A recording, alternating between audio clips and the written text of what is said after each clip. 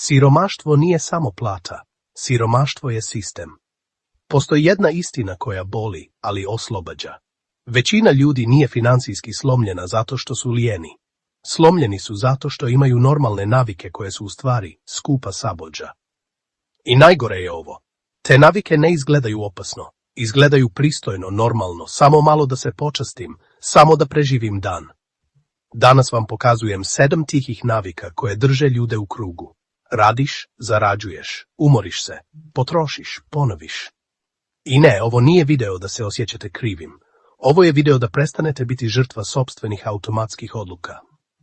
Ako želite da ovaj video radi kao test, dok slušate, brojite koliko puta ste rekli u sebi, to sam ja. Ako je 3 ili više, ovo je vaš financijski reset. Krenimo.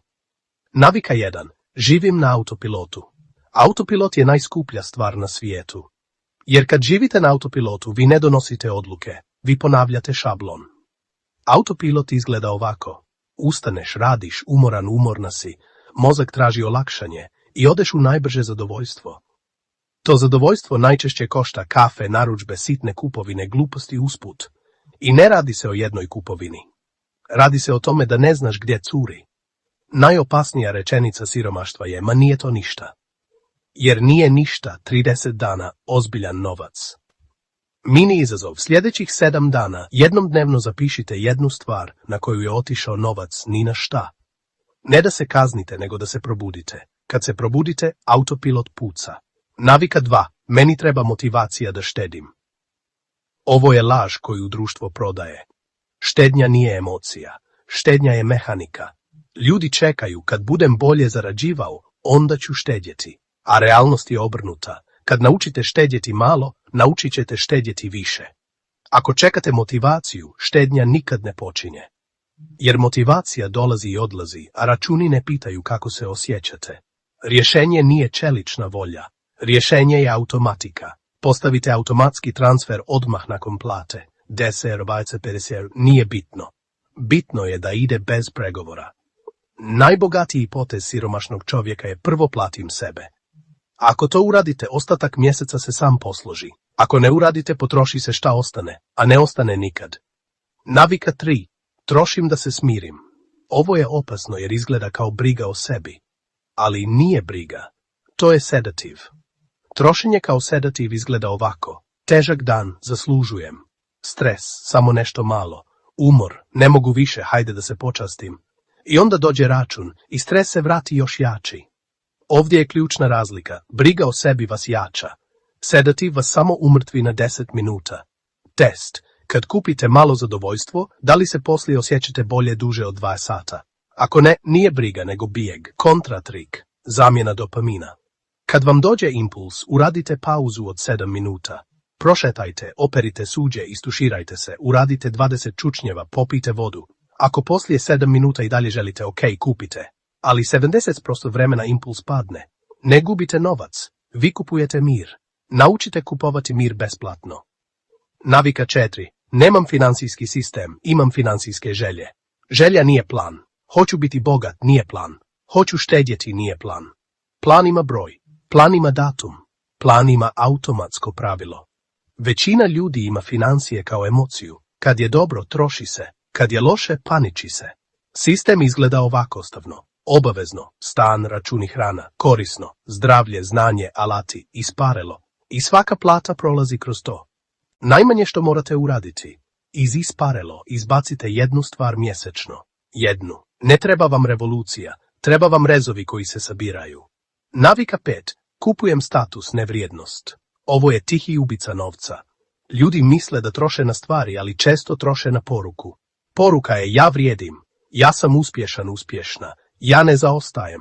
I onda kupite nešto što ne rješava problem, nego rješava osjećaj. Ali status je rupa bez dna. Društvo uvijek nađe novi standard. Najbrutalnije pravilo koje oslobađa. Ako to kupujete da biste impresionirali nekoga, kupujete tuđe mišljenje. I tuđe mišljenje je najskuplja valuta na svijetu, jer nema povrat. Kontrapitanje prije kupovine. Da niko nikad ne sazna da imam ovo, da li bih i dalje kupila? Ako je odgovor ne, status. Navika 6. Ne uči vještine koje donose novac. Ovo je mjesto gdje se ljudi najviše lažu. Svi kažu nema posla, nema para, a realnost, novac ide za vještinu. Svijet ne plaća trud. Svijet plaća rezultat koji neko drugi ne može lako dobiti. I sad dolazi istina. Ako hoćete više novca, morate imati vještinu koja donosi vrijednost. To ne mora biti fakultet.